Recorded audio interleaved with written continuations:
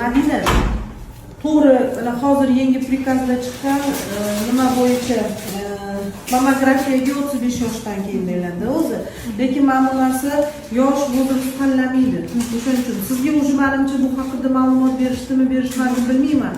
Ko'kragida demak obrazovaniya turibdi, o'simta turibdi. Gistologiya oldingiz. Bitta xursand qiladigan narsa ayta olaman sizga. Razmeri 2 sm.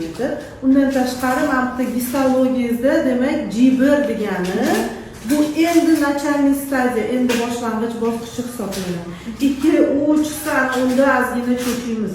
O'shaning uchun bitta mana shu tarafdan xursand qila olaman sizni. Endi o'zingiz ko'rinmadingiz, boshqa qilmadi. Bu degani hozir sizda hayot tugadi degani emas. Operatsiyangizni qilasiz, bir tarafda limfa tubida ozgina zararlanish bor, bir tarafda. Nima umri usti limfa tubulari yaxshi, ulari to'xta muammo yo'q. Qo'ltiqni tagida limfa tubul bor.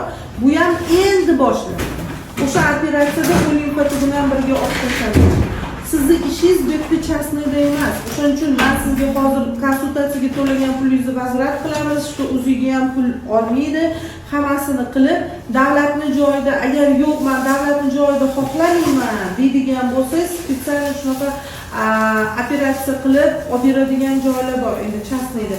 Просто mablag' tarafdan ko'proq summa ketib qoladi-da, o'shaning uchun.